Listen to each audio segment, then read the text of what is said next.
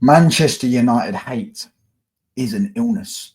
It is a sickness that has been infested on rival fans or so-called rival fans, because you never really are they really rivals. I mean, we'll get into that. That's a conversation for another day. But nevertheless, Manchester United hate is an illness, is a sickness that needs to be cured. We need a doctor.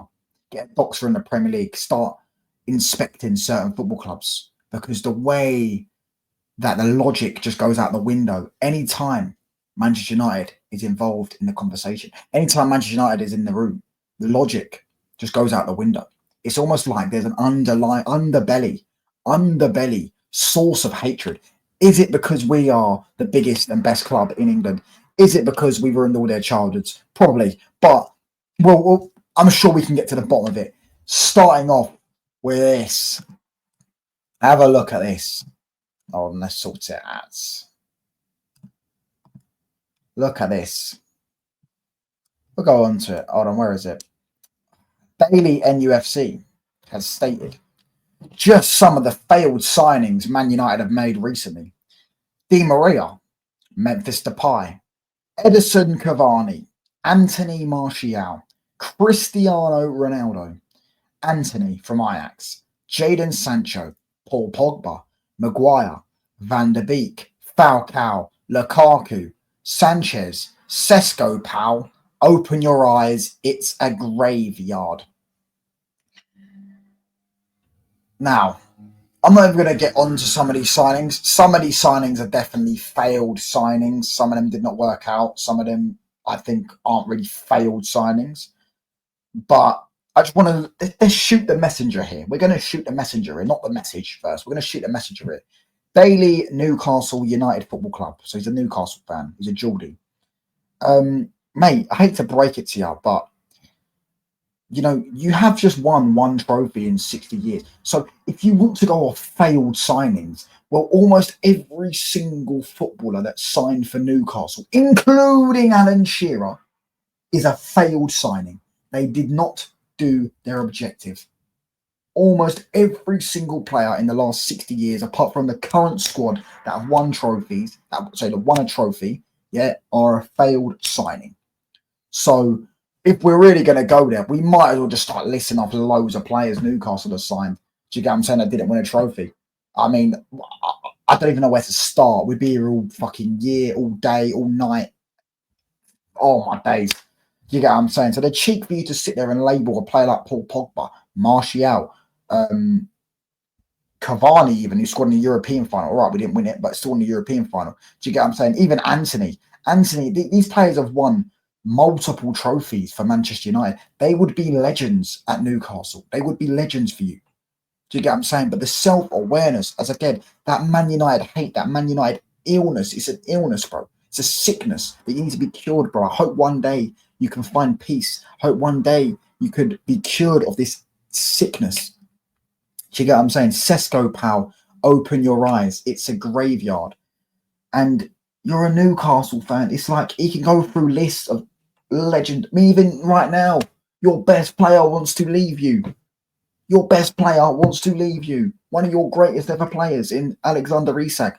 He wants to leave. Do you get what I'm saying? You've been relegated twice since Sesko was born. But don't worry though, lads. Man United is the graveyard. See, logic goes out the window. Let's go into this one though, because we got the dildo lover here. It's gotten to a stage where fans of Newcastle, Villa and Forest need to be doing protests on the opening day against the cartel. Remember, there's a red cartel, lads. Sky Sports need to be forced to acknowledge what is going on. John McGinn has criticised the Premier League's spending rules, which he says hold Aston Villa Football Club back and provide the Big Six an unfair advantage. If you want to compete, there are rules which are pretty much unfair, if you ask me. Our owners want to spend, but they are not allowed. I mean, I'm sick to death of this. I feel like a broken record every time I mention this. Firstly, John McGinn, if Man United come in tomorrow and said, do you want to play for us? You would snap your hand off and you would say, fuck Villa, I want to go join Man United. That's what you would do, firstly. Secondly, what don't they understand? Aston Villa's owners may want to spend. But what if you take away PSR, take away FFP, take away all the spending caps and let owners invest Any amount of money they want to invest into the football club. I won't even go into the long-term thingy because everyone's crying about Morecambe right now. Everyone's going to cry about Sheffield Wednesday. Everyone was crying about Reading. Everyone was crying about Bury. We won't even go into them long-term, problems. We'll just go into the fact that Newcastle's owners are worth more than every Premier League owner combined. If they could spend what they want, no Premier League club would have a chance of competing because they would have all the best players on 500, 600, 700, 800, 900 grand a week. Some will be on $1 million, and no one will want to leave. They'll be fucking millionaires. Do you get what I'm saying? Fucking multi-millionaires. They'll just be paying footballers ridiculous sums, and they'll be buying players for 100 and 200 million, probably have Mbappe, etc., etc. Do you get what I mean? Look, like a bit similar to how people sit there and talk about the French league with PSG. When PSG would have to spend, people pick and choose when they want to. Do you get what I'm saying? And it's ironic. I'll tell you why it's ironic. Because the dildo lover, True Geordie, right? True Geordie. And I actually don't dislike True Geordie. I actually don't dislike him. But he's got a weird hatred when it comes to Man United. A weird hatred when it comes to Man United, I'll be real. A weird hatred. I don't know. As I say, I think it's to do with our childhood, maybe trauma of us ruining it. Anyways, yeah. This is the same guy that sat there for years on his podcast, and there's videos probably still on there. I don't think he's deleted them. There's streams on there, I imagine. I don't think he's deleted them, of what he used to say about Manchester City and how he used to always criticise Manchester City's spend.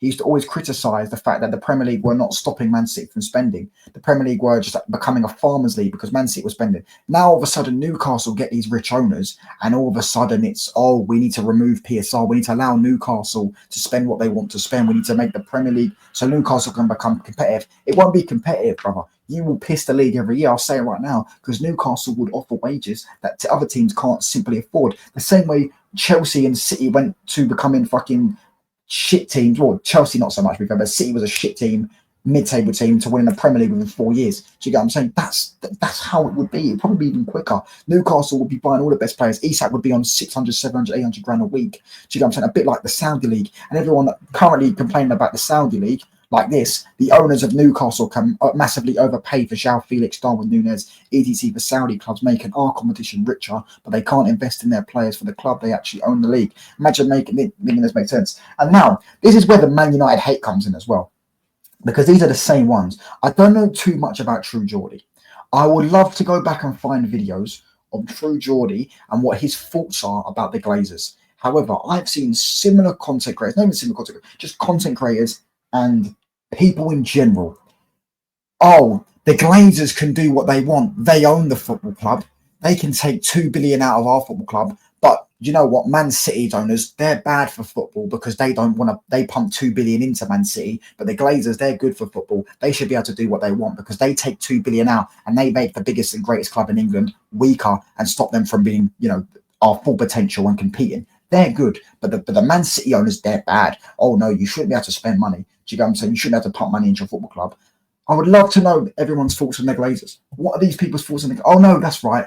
Newcastle fans were singing Glazers stay in 10 more years a couple of years ago at Old Trafford. I was there. They were singing Glazers stay in 10 more years. Do you get what I'm saying? But... you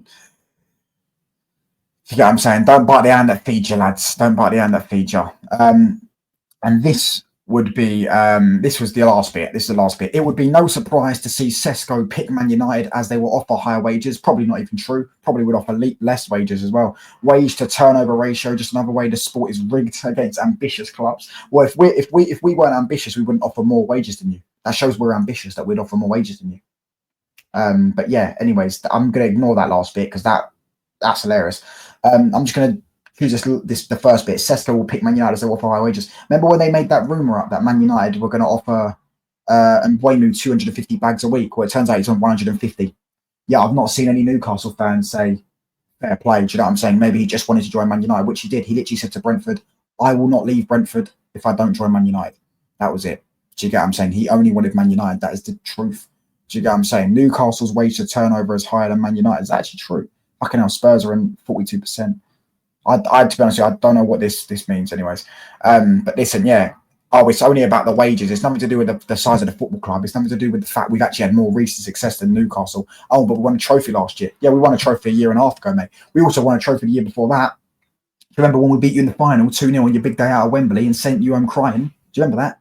Do you get what I'm saying? Oh, have you got short-term memory loss, lads? Let me know what you think in the comments. Manchester United hate is an absolute sickness and illness, and it's caused by the fact that we were so successful during the 90s, during the noughties, and the early 2010s, and the fact that we ruined Childers. Even recently, we ruined Newcastle. Do you get what I'm saying? We've ruined their summer window, signing Mateus Cunha, signing Brian Mbeumo. We beat him in the League Cup final, 95-96. They bottled the league to us, 99 FA Cup final. I can carry on. Do you get what I'm saying? We are just a superior football club. Stop comparing it to us. Stop having this undying hate for us. Hatred. It's an illness. Get over it. You clearly have a sickness when it comes to Manchester United. Manchester United hate exposed. Let me know what you lot think in the comments below. I'm out, people. Peace.